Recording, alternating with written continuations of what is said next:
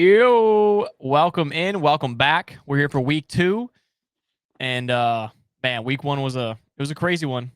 It was a crazy one. Dak spit first. No, No, I we saw Jalen. You can instigate all you want. Jalen's the one that and we're off. solidified it, right? I mean, it's on no, what? camera. Yeah, It's on camera. it was honestly. I saw like one of those things where it truly was one of the crazy. We might say that every week or every year, but like it truly was one of the craziest like week ones. I mean, we will go into like a quick recap, but I feel like there was so many games that was just like a coin toss of just like right at the end something happened or whatever it was. I mean, we literally started off with a season-ending injury with the Eagles fullback, and then Yep. Jalen Carter getting ejected for spitting on Dak. Then a weather delay for like an hour. Like it was just like craziest. Like I was like, Yeah. wow, we're back. Like Out of two of those games, we learned that a dome is needed in oh my more god, facilities than not. this guy. Because we had it both in the Eagles game and then what was the other one? The Panthers game. Yes. Or no, yeah, No, Panthers it was yeah, Jags. Panthers Jaguars. Yep, in Jacksonville. Also got a weather delay. So let's just Lightning. put everything in a dome. That way you don't miss kicks. Were you Like in my stream when I was talking about you? no, I missed We it. literally we were just talking about how you are such a advocate for wanting to because we were That's talking 2 about stadiums. games. We're talking about the Bears moving to Yeah, Arlington. It's gonna be a dome. A lot of these teams doing these hybrid domes where you can open up, close, whatever else, because they want to host Super Bowls. And I was literally saying, football is football. It's in the trenches. It's raining. It's snowing. It's this. And I was like, you ask Matt, it's the complete opposite. It should be nice and yeah. weather conditioned for Jared Goff to play good football. You saw how bad of a second half after the weather delay in the Eagles game. Yep. And Sure. then, again, not the weather, but you saw missed kicks in the Browns game. How do you miss an extra point and then game-winning field goal, just a chip shot right there? So, Like kicking was an issue everywhere, right? I mean, look at Atlanta. Atlanta's already testing out kickers. man, Koo missing another. He's indoors. He's yeah, indoors. and You're he's gonna a get me clutch worked up. kicker. Yeah, he's gonna get me He worked up because he's he's a just clutch kicker too. That's I don't know how you missed that. man. I think it was like nine or 10 game winners that he's hit, and then all of a sudden he can put in the OT and he blows it. Yeah, they're doing it. They're doing a Um, kicker competition in Atlanta. 49ers yeah, Jake cut Moody, Jake Moody, which he's clutch too. debatable. I saw a thing that his career field goal percentage is 74%, the lowest in the NFL. They just drafted him like second or third round, and they felt like they had to keep him because they tied up to you're tied up to a guy that you took a lot of Yeah, value on, and yeah, and then we skipped over it, but Friday, right? yeah. We thought Thursday. You were right about Friday, which I know I'm wrong in the tally sheet and we'll get into the consensus and everything else, but um, in our records. But I was happy to see that. Yeah, how We about those Chargers? We were talking about how they had a chance. yeah, We're excited about Herbert and he looked and great. He looked unbelievably good. Probably one of the best yep, quarterback performances we saw week 1. Truly, like he's got to be up there. yeah. So I was just gonna look at it. 318, 3 touchdowns, Did a lot on the ground too. and it's against the Chiefs. Yeah, Did a lot on the ground as well. Opened up a lot of plays, extended a lot of plays. He looked really good. Definitely, like we said, a huge win for them. A huge win for them. yep, We'll dive more into all the other stuff that's gonna come out of this upcoming because it's like we talked about all the divisional matchups that happened in week 1. There's a lot of divisional matchups in week 2 this week too. So these teams that are gonna possibly start off 0-2 and both of them being divisional matchups, you do not want to be 0-2, let alone 0-2 the division to start out the year, right? I mean, you're digging yourself in a yeah. deep hole that's going to be tough to get out of.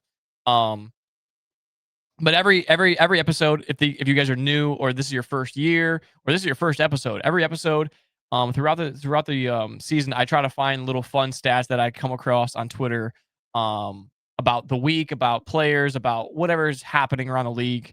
And some fun ones I'm going to share with you guys. Starting off with Derrick Henry is on Sunday Night Football. Derrick Henry had more rushing yards than Bijan Robinson, Jahmyr Gibbs, Ashton Genty, Devon Achane, James Conner all did combined.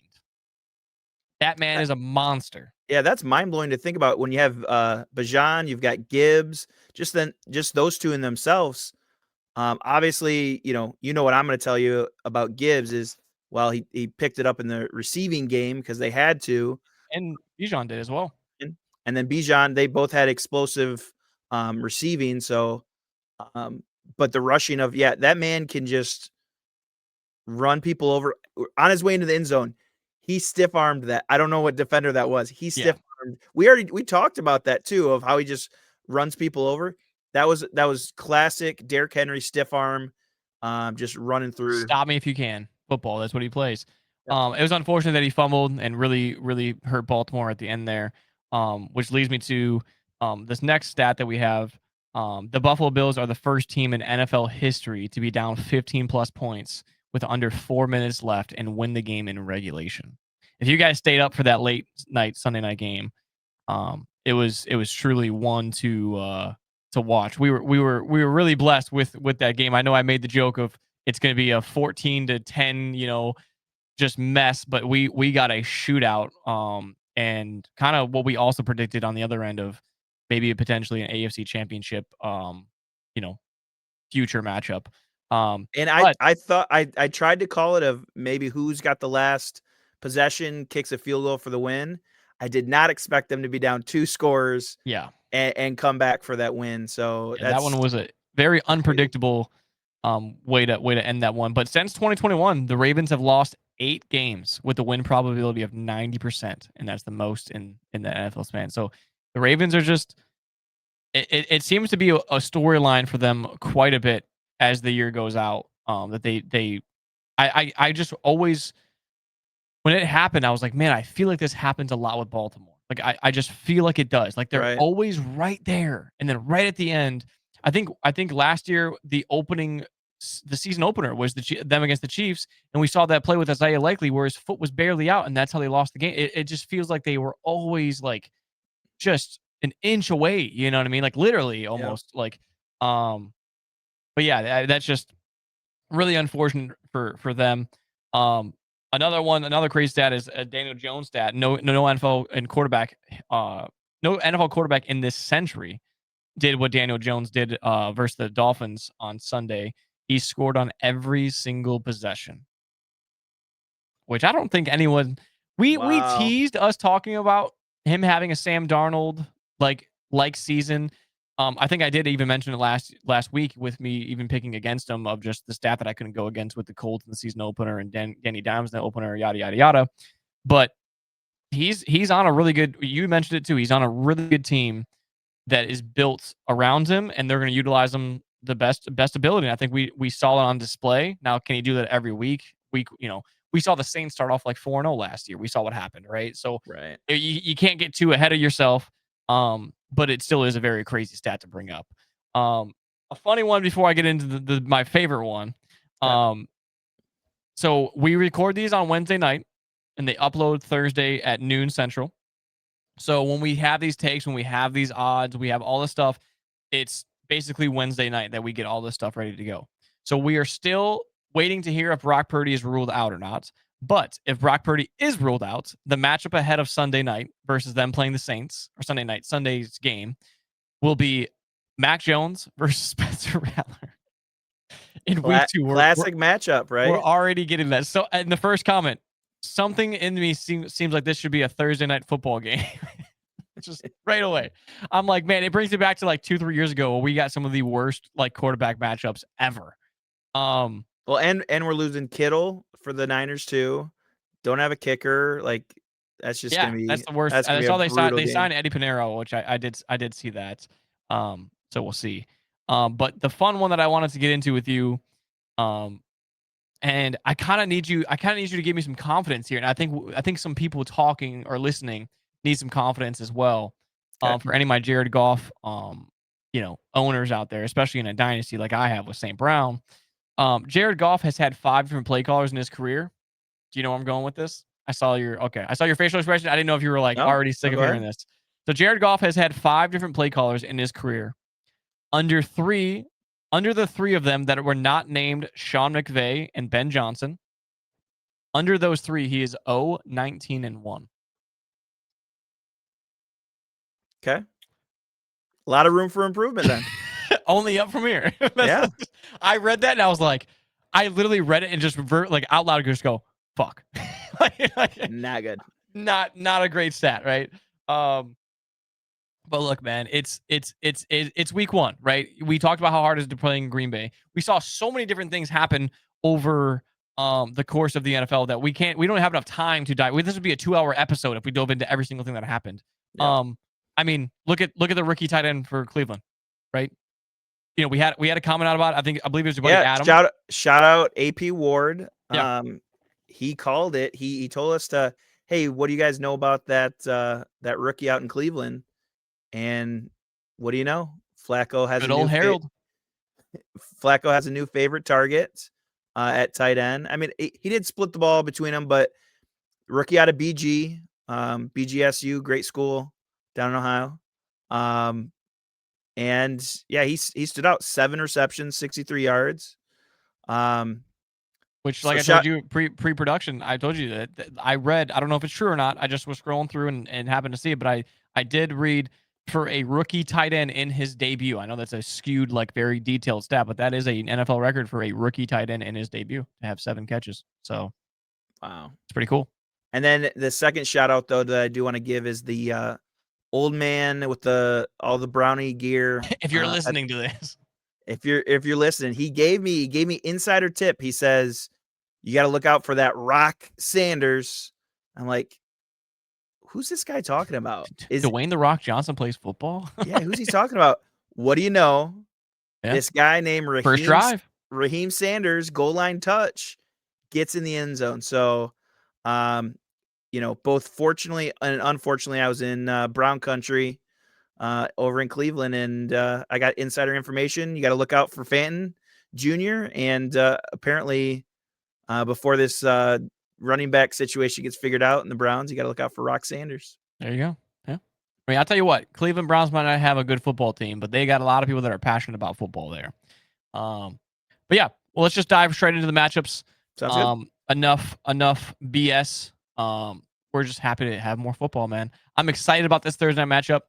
Little, you know, another NFL history for us. For the Talks Within Reach podcast, there has never been a 16 clean slate consensus until this week, and I just want to confirm. Yeah. I know that she's downstairs right now, but I just go, I'm gonna send you Matt's picks. What I need you to do is I'm gonna read my picks off before I look at my picks because I made the picks before you sent them in. Okay. And I said I'm gonna read these through to you. Tell me if they're the exact same. And just game after game after game after game, it was just yep.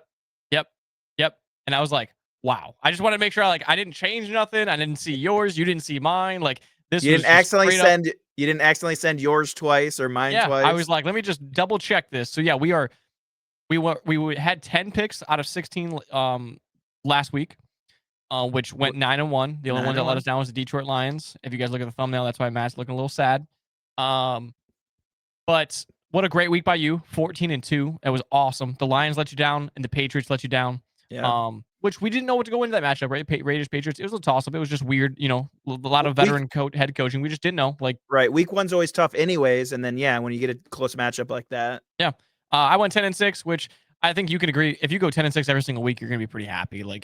Could I have done better? I took a lot of underdogs. Like you mentioned, as soon as we got off, you were like, I didn't realize how many underdogs you went with. And I was like, yeah, it's week one. I don't know. In a lot of those games, Atlanta, Seattle, a lot of them were just complete toss. Ravens, a lot of them were just real tough. Yeah. I mean, even the Vikings-Bears game right at the end was holy shit. But yeah, Thursday Night Football. This is how addicted I am to football, because as soon as the Sunday night game was over, I was like, all right, we have Bears Vikings, and I was literally on ESPN scrolling through. I'm like, oh my gosh, we have Washington at Green Bay on Thursday. This is fucking great. I was already looking forward to Thursday. You told us how spoiled we were with the primetime matchups last week, and again, hopefully not a disappointing one Thursday. So yeah. Absolutely. We both took Green Bay. Obviously, Green Bay knocking out Detroit week one. Green Bay looked really good. Micah was a huge factor. We were a little concerned, like you said, it might be a great time to play him because whatever. But he almost had more of a chip on his shoulder than he ever has, just because it was he wanted to show out for those fans. Yeah. In Green Bay, and he did it. He looked great. Green Bay looked really good, and like I just if the Green Bay team comes out like they were 2 years ago, last year I feel like they had a fluky year. But if you give me a solid Green Bay team, I'm gonna go with them on in the home games, and you'll probably hear if you're listening us say this multiple times throughout the season. It's a 50-50 matchup, which is not really a 50-50 matchup. They're favored. But them in Green Bay is very, very tough to go against. It just is. It's just one of those Yep. that's very, very tough to go against. Yeah, I mean, I want to see. We talked about it last week. Jaden Daniels. I want to see him in this type of game against a Green Bay team that looked really good. Defense looked stout against the Lions offense.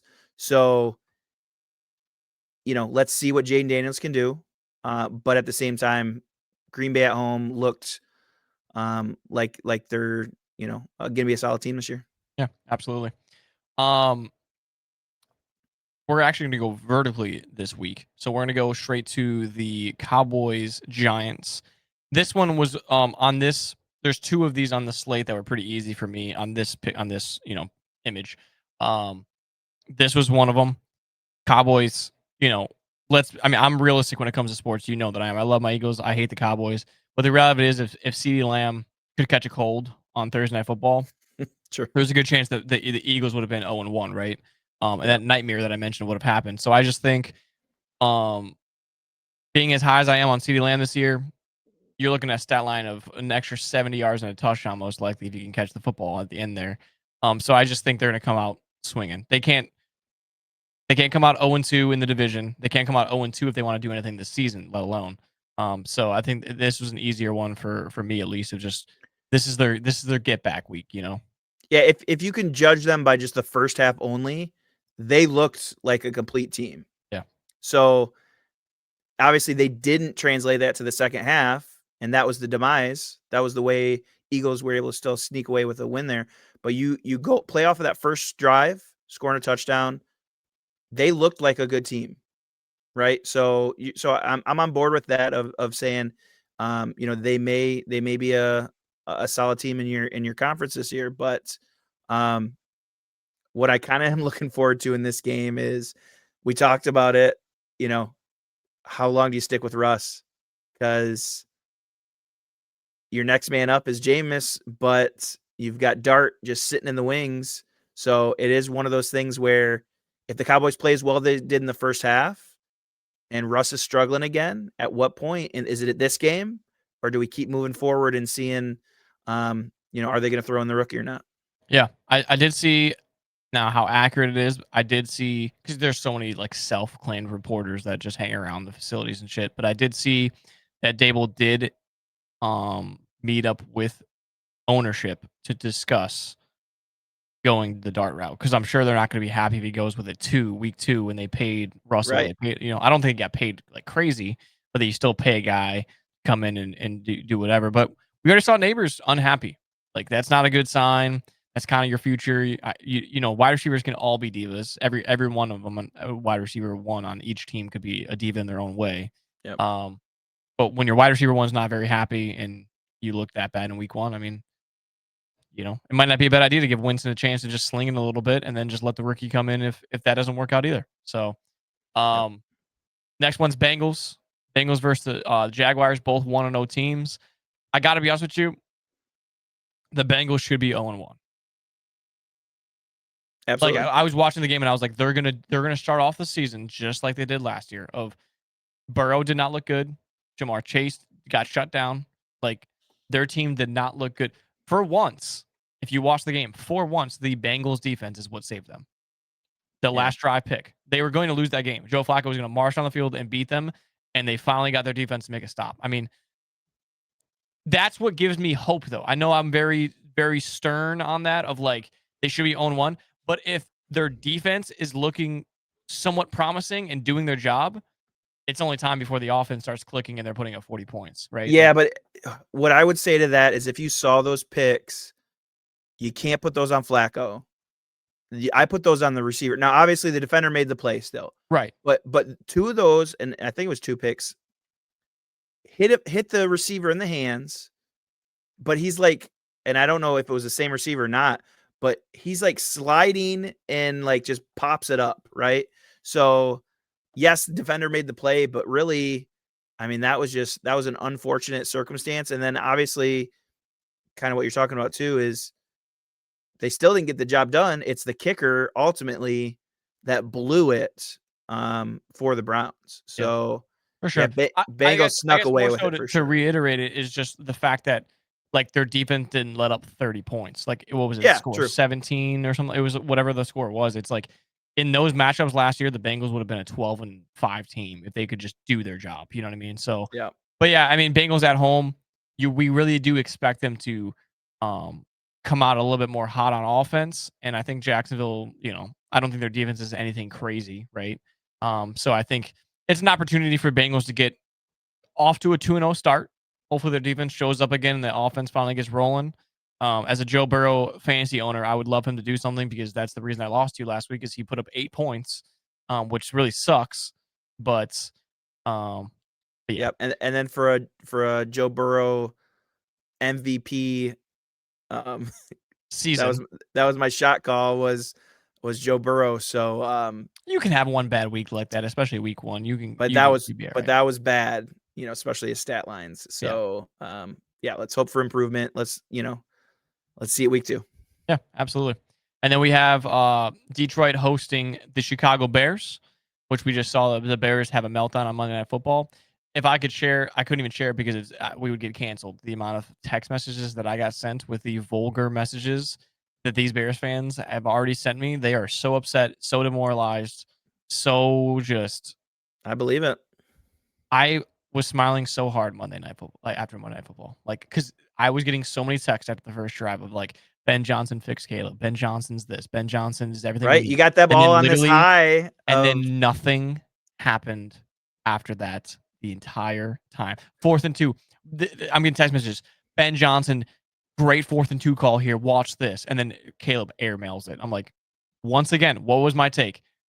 Caleb Williams cannot process the plays like Jared Goff. Jared Goff can process that. So you can plug him in. That's great. I think Brock Purdy is a very similar quarterback as well. If you plug him in, they understand what to do. Caleb doesn't understand it, and he lacks the ability to play well in like he's never been in a big game in his career. That's the most crazy stat too. Is like he's never been in anything important ever. yep. And Like if he is, he loses. So and cries and and then cries. paints But his nails. he started off, it was either 10 He for did look 10 good. It or was 10 for 11. it was 10 for 11, and he looked good. He did. But then listen to this. He ends up 21 for 35. So what the hell happened? So it's one of those things where Yeah, so 11 and 24 the next. That's yeah. So I think of it this way is he implemented, because what you hear is they script whether it's the the first first drive. drive or, they have that kind of just set, right? Because that's what they practice. He implemented it. He got it done. But then after that, when you have to now read the defense a little bit better, go to your second route instead of just shutting down that first read Audible and off and things then and yeah, he wasn't able to do that. So it's exactly what you were alluding to is he smart enough to actually implement this offense? And it kind of looks like after those first 10, it looks like he doesn't have it. So yeah. we'll give him Bears fans obviously are used to the highs and lows and the emotions that come with that organization. But, my thought process on this game is the Lions, after losing week 1, they have everything now to prove in this game. So I think it's going to be full throttle, you know, all the respect in the world to the coaching staff and Dan Campbell of turning this around into motivation from week 1 to week 2 of proving yourself, now bringing it back home, showing your fans, what the season's going to be about, and that starts here at home week 2. So that's why I think Chicago, sorry, but I think you're in for it here. I think to get the Lions in the right direction, you're going to have to just, go after it and score as many points as you can against them. Yeah, absolutely. I'm with you. I am absolutely with you. And then some more noontime games. We got the LA Rams going into Tennessee. Didn't love what we saw out of Cam Ward last week. He did play against the Broncos though, and the Broncos defense truly is one of the best defenses in the NFL. But you know, I took -2.5 last week with the Rams against the Texans. We made the jokes about if Stafford can stand up and all this other stuff, and Yep. the Rams they came through. They did what they needed to do. They're 1-0. And I think this is a lot easier matchup for the Rams than it was. I think the Texans are a lot tougher opponent, obviously. So I think Cam Ward's got a long way to go. I'm not judging him off of week one or nothing like that, but I just think he's going to face a lot of pressure with Jared Verse, and to get in the win column here, the Tennessee Titans would really have to play their ass off. They really would. Yeah, and I like that we still saw the stat line for Puka Nacua. Obviously, without Cooper Kupp, he's still getting fed the ball. He's still putting up those receptions, 130 yards, 10 receptions. Yep. And then obviously we saw, our shot call, predictably, but it happened again. Kyren Williams finds the end zone. So when you have those two true pieces where someone that can catch the ball and someone that's going to find the end zone, translated to a win last week, I think they're going to be able to just keep that rolling against Tennessee. Yeah, absolutely. And the 49ers play the Saints, which we've already kind of talked about. It could be a Mac Jones nightmare of a matchup. Yeah, which I'll say this. The 49ers with Mac Jones, I still take over the Saints. Like, I still yeah, I know we're absolutely doing this and Purdy's the quarterback right now, but like if Mac Jones, my pick does not change. It truly doesn't. So like those of you that are hearing this or are watching this, on Thursday or Friday or Saturday, and he's already ruled out, like if it's Mac Jones and a quarterback, I still will take the 49ers. Like I'm sure that number of -4.5 might move down to 2.5 or something like that. I would take that in a heartbeat. This is where we didn't see CMC get, I don't know if you can pull up the stats real quick, Matt, on that, but we didn't see CMC get eased into this offense. CMC got, I want to say, almost 20 touches on the ground. Yeah, 22 carries. Yeah, that's not, we talked about easing in with Brian Robinson Jr. They gave him 22 carries. I didn't think he'd see 22 carries ever again in his career. Like, that's week one. When they said, I'm good to go, he's good to go. He played great last week. Like, and he was a very big reason of why they beat the Seattle Seahawks last week, besides Sam Darnold having his mishaps. But the 49ers are going to ride the coattails of CMC the whole way through if Mac Jones is in at quarterback. And if he got 22 carries last week, Brian Robinson is going to have 15. Well, but not only, so this, I got to click on it to see it. 9 receptions though also on top of that. So 31 so plays. 31, yeah. Where he was involved with the ball, not along, like not blocking, not like that's a hefty load. Now imagine no Kittle, no Brock Purdy.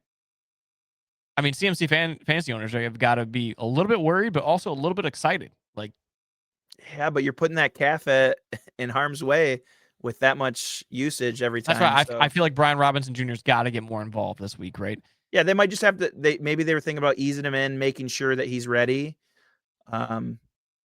So maybe we'll see it here, especially against the Saints. Right now's the best time to do it. Why would you overutilize CMC? Yeah. So, which is also in this matchup, we want to try to implement more of like fantasy tips, something that we see sometimes. Kittle obviously got put on the IR, which means minimum 4 weeks he's gone. What's funny here is a good replacement that's available in a lot of ESPN leagues is Juwan Johnson, right, who is on the New Orleans Saints, who had I think 11 targets for 8 catches, or maybe 7 catches, and dropped a ball in the end zone there. So it seems to be Spencer Rattler's top target. He isn't available in a lot of fantasy leagues. I know I picked him up in a couple. So those of you that are in trouble with Kittle, obviously Fannin, we talked about earlier, he might still be available. Yep. And then Juwan Johnson. So if you guys are in Kittle trouble, that's just maybe a little pointer tip for us is look those couple ways there. And I'll just pile on at the tight end position while you're talking about it. The other one that was interesting, we didn't get it to this game yet, but Pittsburgh Steelers. I guess we didn't know what Rodgers was going to do, but he loved Jonnu Smith in those short yardage opportunities.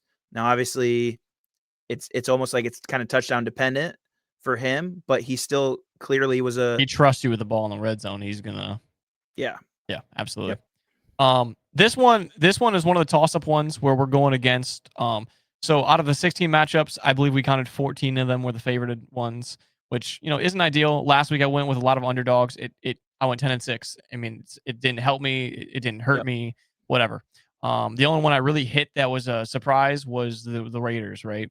But so this is one of our first ones. Patriots at Miami. We just talked about last week with the Colts just stomping all over the Dolphins. Mike McDaniel was my prediction to be the first head coach fired. Tyreek Hill looking at a possible suspension for domestic violence. We don't like we're still waiting to hear more on that. This is Wednesday night that we're recording it, so the news isn't officially out, but that did just come across our headlines a couple hours ago. And then they're also in Tyreek Hill trade talks. So this Miami team might blow up this year in terms of head coach, trades, all kinds of stuff. I still didn't love what I saw through with New England. I just knew I couldn't Right. go Dolphins back-to-back weeks. Like, that's kind of where I stood. Is just like That's fair. the Patriots have to somewhat get better. I think they implement Travion Henderson a lot more to kind of get that going, because I don't think Stevenson was the pop they were looking for last week. Because we know not every rookie's gonna get a chance to get out there and get 15 carries week 1. We know that. But we did see, them try to get a couple different things going, and it just didn't work out against the Raiders. But I that's just my take on it. I think I cannot go with the Dolphins after they got shut out against the Yeah, Raiders. and I think I told you about that. I'm high on Drake May. I think in the Patriots making a turnaround here. So kind of those two storylines of Patriots getting in the right direction here to have that success this season, and then on the flip side of it, what you're talking about, the demise of the Dolphins, just imploding this season. So that's the trend. That's kind of why I was leaning with the Pats here. Is those are the two storylines kind of converging at the same time. You see one on the decline, one on the incline. So and Drake May didn't look. I'm trying to look at his stats real quick. 287 and a Oh, touchdown. you did go for 287? Yeah. So Yeah. I mean, he And got and it. He got it done, and then kind of what you talked about. I feel like I would have to look at there are drives again, but I feel like they started with Stevenson, but then they did kind of throw in Travion Henderson, and they did kind of look like they want to push for him to yeah. now take over that lead back. They're not doing it right away, essentially. Yeah. So We're starting to see it leak into like a lot of teams will do. They yep, kind of show you like what they're gonna do, but they're still giving that other guy a chance to basically kind of fuck up, have a fumble, bad couple of plays, whatever it was. But at the end of the day, I think we can both agree if Danny Dimes can torch the Dolphins, I think Drake May is very well capable of doing that as well, sure, especially with the weapons that he has. Kind of another easier matchup for us, even though very much respect for the Jets and what Justin Fields and the Jets did last week against the Steelers. A tough absolutely, Steelers defense they made them look bad. I think the Steelers defense will recoup after that throughout the season, and you'll see the Steelers defense really start to come out. Because I mean, look, did you see that hit by Jalen Ramsey? I mean, that was a hell of a hit, and I yeah, think he blew it up. they just signed Jabril Peppers, which is another heavy hitter safety. So they're really going to start getting that defense back. But just kudos to the Jets. I wasn't confident with Justin Fields being there whatsoever. I think this is just a tough back-to-back matchup for them by all means. Like, I mean, you play the Yeah, Steelers and then you play the Bills. Like, we didn't expect the Steelers to score that many points, but we also don't expect the Jets to score that many points against the Steelers, and we don't expect them to beat the Bills. It's a tough schedule for them, right. right off the get. But Justin Fields, I mean, if you're in fantasy and you didn't pick a top quarterback, that might be a guy for you to look into. He might be 6-11 at the end of the year in terms of record wise, but you might see him top 5, top 10 in quarterback in fantasy football. You truly might. So if he's there and you didn't draft the top 5 guy, he might be worth a stash on that bench. With what we saw him put up against the Steelers, because I mean, I think whatever he put up fantasy point wise, I think he can easily clear that again against Buffalo. What we saw Lamar Jackson do, because Buffalo's defense didn't look good at all that on Sunday Night Football either. So Yeah, and he's gonna have all that confidence, putting up, what was it, 31 points, 32 points. yeah, it's been a while since Um, just have seen that. yeah, I mean, especially, with what he's been given, he kind of we look at the Jets and we just think that they're gonna be a shit organization, right? So him stepping in and kind of utilizing kind of everything, a little bit of his run game, which is what he's known for, right? But he's one of those things where um, does he have the right reads? Is he able to be a good football player? And I think it was pretty cool to see him, especially against the Pittsburgh Steelers, show that he can do it. And Jets offense might not be as bad as we thought. Yeah, Brees Hall looked good, and then obviously those Ohio State boys between Justin Fields and Garrett Wilson, who played together at Ohio State. That connection just seemed to not miss a beat with how well they both played on Sunday. So if you're a Jets fan, I mean, I know it's a loss, but at least you're happy with what the way the team looked, and we've seen crazier things happen, against the Bills, in the past. So you never know. But that leads us right into the Steelers. I know I have Seattle NFC West favorites for me. They dropped it against Seattle, and then they have a tough. Pittsburgh's another tough place to play in. It just really is. Um, but I couldn't go Seattle here until I see something out of Sam Darnold. It seemed to be like they were giving Zach Charbonnet a lot more of the workload too over I think Kenneth so too. Walker. Yeah. I think they're just leaning into that younger hand, and Kenneth Walker is just banged up, man. He just truly is. But I kind of talked about it last week. That's why my line, or that's why my lock, for our two leg parlay was the -2.5 Steelers, because I was really high on the Steelers when the Steelers quarterback does not turn the football over. They were whatever, like if whatever the stat I gave last week, I, Yep. I gave it on the pod. Um, and Aaron Rodgers being one of the best quarterbacks at touchdown interception ratio. Um, I mean, he looked good, and he got a lot of. I mean, he got the double tight end involved. DK Metcalf, Calvin Austin, another great pickup to pick up, a guy to look at for flex spots for a lot of people. 70 yards and a touchdown, might have been 2 touchdowns. Yeah, For he's a Calvin he's a Austin, quick dude and too. he's So quick, and so you're going to see a lot of like end around plays with Calvin Austin, and I really do like kind of what I saw out of Steelers. I would love their defense to be what we think it's going to be and how it always usually is. And I think if that happens, I think like legitimately we might have to have a conversation about. I know it's week one and people are like relax, but like we might have to have a conversation about like the Steelers being like a legitimate playoff team. Like one I'd be scared to play like in the playoffs. yeah, it looks like Rodgers still has it, which is kind of cool to see. But on the flip side of the ball, JSN throwing up still numbers. I mean, nine receptions, 124 yards. So kind of what we thought last season going into this one, of him stepping into that wide receiver one role seems to be working, but I don't think it's enough to overcome Yeah, the Cooper Cup kind of a Steelers. letdown too for a lot of fantasy owners. I know I felt Yeah, the big time. butt of that too in one of my leagues, but wish we got more out of him. But yeah, Jason looked great. Um, Yeah, and then we have the the Ravens. We both kind of chuckled here because we do like a quick little check before we go and start recording, and I'm just like -700 in week 2. Like my goodness, and the And like, Browns should have won last week. The Browns should have right. won last week. It's like holy moly. Yep. I, Um, I think that's typically like the highest we see it is 800. yeah, But that's a that's hefty one in week 2. So yeah, obviously this is a clear decision on this one, right? Um, Baltimore really dropped the ball. Literally, like quite literally, that wasn't even a dad joke, but Baltimore literally dropped the ball. Derrick Henry dropped the ball, and that's really what um just spun them. I mean, they couldn't even get a first down at the end of that. I couldn't believe it. All they needed to do was get one first down, and they just couldn't get a first down and turn the ball back over. And the Bills went down and worked their magic, and we saw what we saw. But you can't. That leaves a bad taste in your mouth. You know, they're playing in Baltimore. It's like you just got to get the job done. Like if they yep. drop 0-2 somehow, that's gonna be a real uphill battle for them, especially like I keep emphasizing it, but the division record, man, that goes a long way at the end of the season. When we see some ties or some close game, some close records, it's like Yep. that tie is going straight to the divisional record in that division. So, I mean, if you're Baltimore, you want to come out on top, right? On the AFC North. It's like it's yours to take. Yep.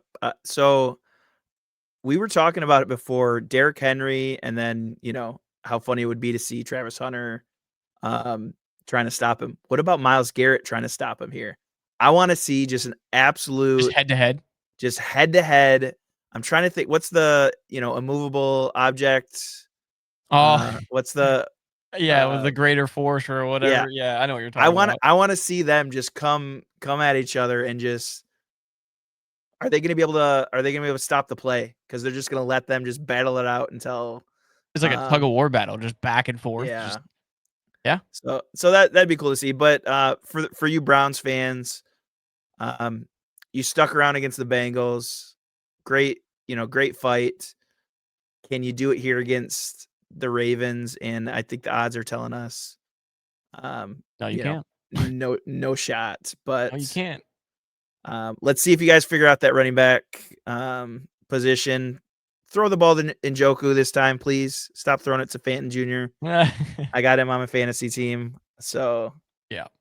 um, But then this Broncos in Indy game is so interesting to me. I think it's a game that I really would like want to watch individually because Denver did not look great. Bo Nix's stat line was not good by any means. right. So we keep talking about sophomore slump for Jaden Daniels. Like we never really addressed that with Bo Nix. But when's the last time you saw a team put up 30 plus, not let up a touchdown, and then the next week not be favored at home?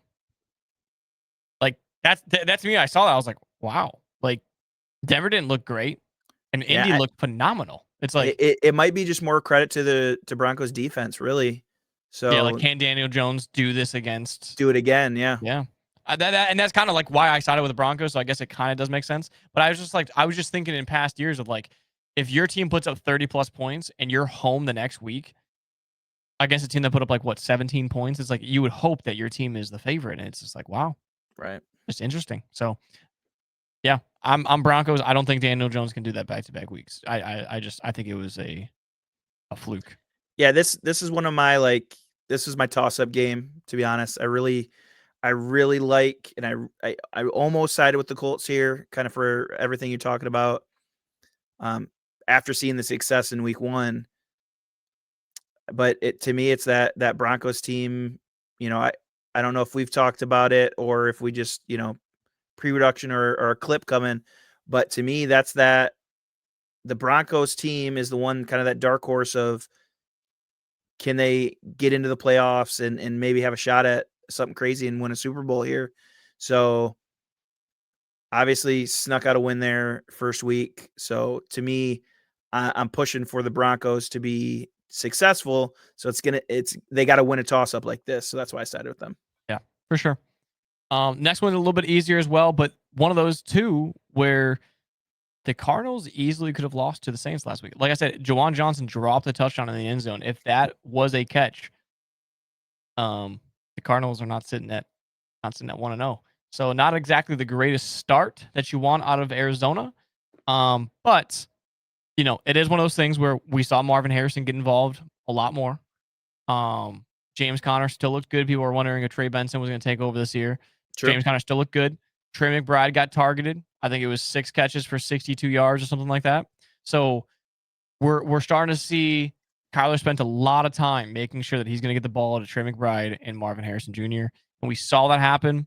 And I think this is one of those booster games, is what I like to call them, of, okay, hey, we're 1-0. Let's be 2-0, but make sure our offense looks really good here and then use that as momentum moving forward. Like, let's just get the ball out.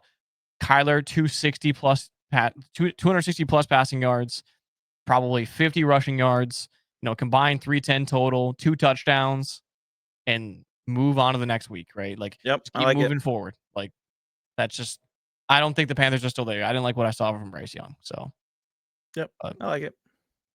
that's it. You don't got nothing? No, spot on. I love it. I love when we're both spot on like that. I love that. I love when I Hey, speak for you. we have 16 consensus picks. So Yeah. I same wonder if brain that'll move. happen again. Like, Yeah. I- Well, that's still let's crazy. go 16. Let's go 16-0. That would be sick. And I then, will never shut the fuck up on socials. Excuse my language. I will never shut up for you assholes that keep saying, "Oh, congratulations, you guys picked a fucking minus 125." It's like, hey, congratulations, you commented and you're an asshole. How about that? How about that? Anyways, Eagles at Kansas City. Another one that I was actually a little bit surprised that we were favorites here. I mentioned it to you pre-production that Eagles second half. Same thing with it. So the Dallas Cowboys looked great in the first half. So did the Eagles. Like the Eagles were just every they were going back and forth. Yeah. That's what sucked about that delay was we Yep. got the fumble and then everything died out in that game. Like everything died out. Like it was fumble and then lightning and then it was an hour delay and then no offense showed up. Like, but it was like it was gonna be such a fun like back and forth game to start this season of just like boom, boom, boom, boom, boom, and then it kind of deflated. But I was very shocked to see how bad we played offensively in the second half. We played great defensively in the second half, and then still be favored in Kansas City here. There's gonna be a lot of hate. Us going into Kansas City after just beating them, smoking them, belt to ass in the Super Bowl. So they're not gonna be very happy that we're there. Maybe Taylor Swift will show up and Kelsey will not like. I don't know if you saw that game or not, but like it just felt like he wasn't running any routes whatsoever. That he was like getting off the line of scrimmage and he would just walk somewhere. It was so weird to see. Hitting his own receivers. Yeah. What I also saw was maybe it was just that they got at the perfect timing. He was yelling at one of his linemen, like barking at him bad too. Like it wasn't really? just it was weird to see. I saw that with right? Chris Jones and the linebacker. I did see that one. Okay. No, I saw Kelsey doing it too. So, it just, what I like here, but of course it's against the Eagles, so you were going to pick Eagles anyways. But you decided you were going to go with the Chiefs until they proved otherwise. Yeah. Which is exactly what happened last week. So now I'm back. I'm so now, back. So now you can push them aside. You can stay going against the Kansas City Chiefs until it warrants it. But no, Eagles have something to prove here, to be honest. Again, great first half, but second half left a lot to be desired. And can you do that against a team like the Kansas City Chiefs? It's going to be tough. Yeah. No, it absolutely will be. A little bit bummed out that it wasn't like a primetime game. Just because I feel like this, a Super Bowl rematch is like, I'm surprised it's not a Sunday night or Thursday night or Monday I mean, night it's or that something. Like that 425 slot is kind of interesting because the other ones are what 405 or something. Yeah, so it's like it's a little bit of a you get to catch a little bit the back end of all those, those games ending, then people get to tune into that to the end of the game. But yeah, it is weird that it doesn't that one feels like it should have been a Sunday Night Football. If not, like, looking at the screen right here, right? We've got 2 Monday Night Football games. yeah. It's weird that they didn't get the flex over to one of those games. Yeah, especially when they knew that was week 2. That's what I mean is like it's not like a week 9 where like, oh shit, this is currently happening. They should have swapped it. It's like they knew we were playing them week 2 in a Super Bowl rematch. It's like I was very surprised it wasn't a primetime game. But I love the Eagles. They went out, they signed Zadarius Smith. They knew they needed some more defensive help. They're looking at corners. Stephon Gilmore is still out there. I'm very high on that. I would love Stephon Gilmore to come and play for Philly. But I mean, the offense is banged up. Rashee Rice, 6-game suspension. Xavier Worth are going to be out for quite a while there. I will say for the more fantasy owners out there that are looking for little pickups, I picked up Hollywood Brown in the league. Couldn't believe that he was still out there. But another one for like deeper leagues. I know people play in 16-mans or even some dynasty stuff. And even in my dynasty, Tyquan Thornton is still available. That was the deep shot guy that Mahomes missed twice. Someone did the math on it. If Mahomes hit him in stride, which Mahomes typically will do, on both of those, he would have went 4 catches for like 165 yards and 2 touchdowns.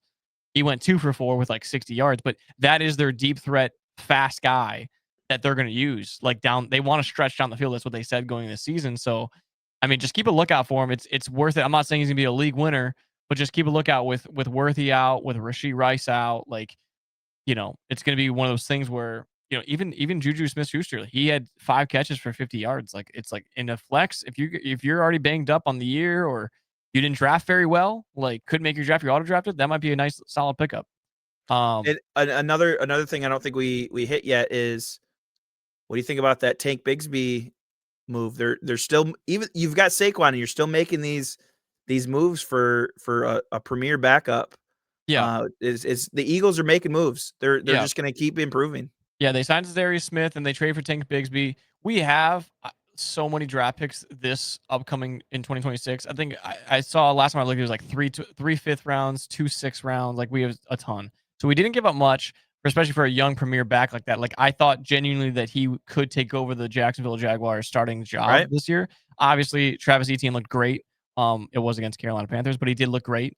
I think he rushed for like 99 yards week 1. But Will Shipley going down. I think he came out with a shoulder injury. I don't know how long he's out for. AJ Dillon being the other power back. They're just looking for something that is a little bit quicker. Will Shipley looked great in all the opportunities that he had in that game. So I think it's just a quick little like, hey, let's make sure that we have that gap filled, especially when we have the depth to do it. If we have the draft picks to go out and get a guy who easily, if God forbid Barkley ever go down, like Tank Bigsby could run their offense, and AJ Dillon was like impossible to stop on the few carries that it just seemed like a wrecking ball going down the field. So I loved it. The next thing I'd love to see them do right before this game is get another corner, because Adoree Jackson should be cut from every NFL team he's ever played for exact reason. Like, I don't know why we signed him, but whatever. He's trash. Just like Darius Slay, trash. Steelers, trash. Sorry, he got cooked. Sunday Night Football, though. There we go. Sunday Night Football. But yeah, it's one of the scheduling things. Like this Sunday Night Football game seems like a 425 slot. Does it not? Like this seems like a slot that would be 425, and then the Eagles would play Sunday Night Football. Like that's what I don't know. Well, and the Vikings just got, which they proved that they can be in that slot. Monday Night Football, the Vikings and JJ McCarthy really did put on a good show to end. And I didn't realize Kirk's going back to Minnesota again. It's true. Yeah. I didn't think about that. I know he's not playing, but he's still going. But yeah, that storyline would have been there. But yeah, so that to me, this would have been the game to swap out. But yeah, I'm, both of us, we went with the Vikings after seeing JJ McCarthy, still on that win streak, still not losing those games, right? Yeah.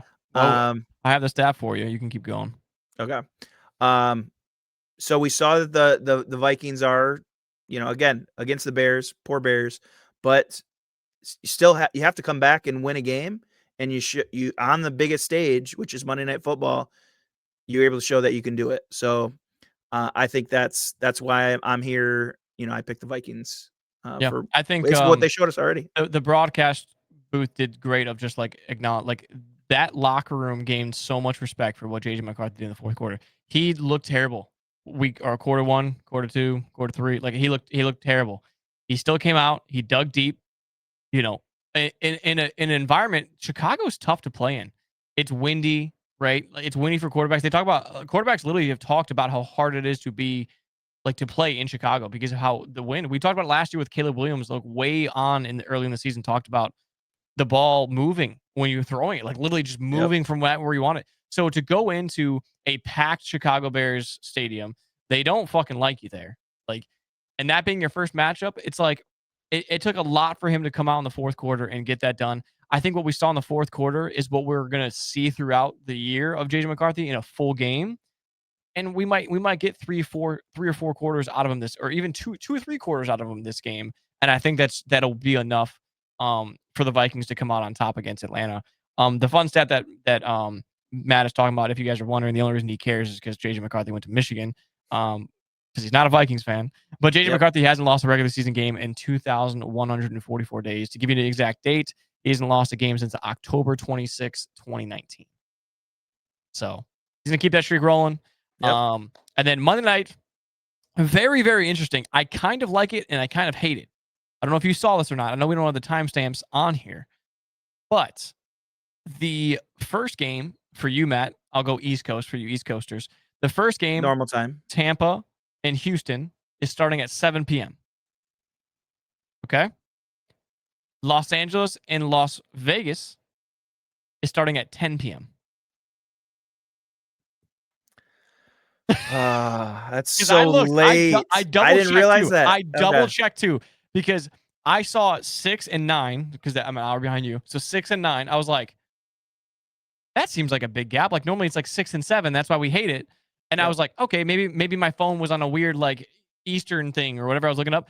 And I went into ESPN and I literally double checked. It said 6 p.m. Central, Tampa Bay at Houston, or 9 p.m. Central, Los Angeles at Las Vegas. I was like, wow, that's some like West Coast hockey shit. When your team's playing on the West Right. Coast and your Yep. game's at like 9:30, you're like, oh. But Dude, I'm already getting 0 sleep. and you want to watch the Chargers. You do. Like you I want to see the know. Chargers. That's a great game though. Herbert, Genty, McConkey. I mean, it's filled with a ton of fun. I'm looking forward for that game, I think, more than I am the first game. I think so too. I'll say this. We both went Bucks. One thing I love about this game is I love the over. I love over 42.5. I will throw that out there for anyone that cares. I love 42.5. I think both teams are going to come out firing. I think they both struggled a little bit offensively, and I think defensively they weren't as sound as they'd like to be. But we're playing in a dome, that you love, and so I think that's when you're gonna see some numbers in this game. I had to go with the Bucks though. I still am not huge on the Texans. I'm not sold. I haven't been sold on the Texans since CJ Stroud's like for rookie year. I don't know. Last year was tough too. So yeah, I need him. This is a game where if they win going forward, I can maybe have some confidence, especially that I'll be able to sit down and watch the whole game, like, and see what's going on. I like that. Yep. But for now, I had to go with the Bucks. We ride with Baker, and Egbuka looked amazing. I have him in a couple leagues, and he looked amazing. Very happy with him. If you're a fantasy owner of him and had him on the bench, I'm sorry I started him, but you should definitely be starting him going forward until at least Godwin's back. But even if Godwin's back, I still think he plays a very important role in that offense. Yeah, you were high on the rookie, and it came to fruition because 4 receptions, 67 yards, 2 touchdowns. Obviously, the game winner is kind of what is the most important one there.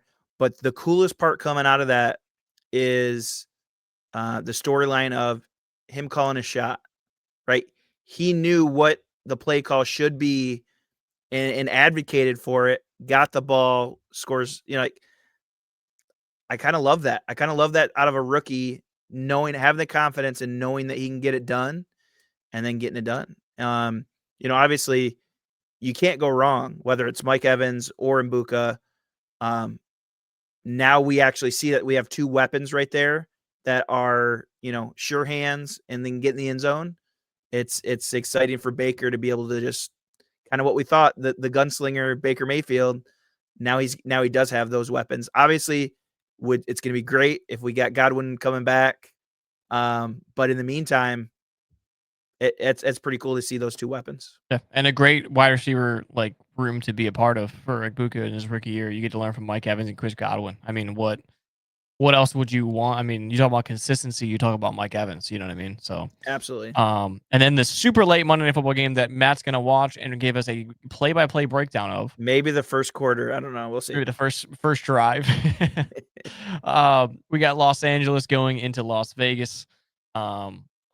I gotta say, I'm a big fan of the Raiders Stadium. I really like it. I know they played in New England, and it was super rainy last week, but I was on that side of Twitter if they were showing like some stuff, and I was like, damn, I'm starting to really like Las Vegas. Like that's a cool, just because it's a brand new stadium and state of the art indoors, a little bit of everything, and then indoors. Actually, I think theirs is like Arizona. It can. Oh, the retractable. Yeah, I think there's an Arizona. I think that's the move though.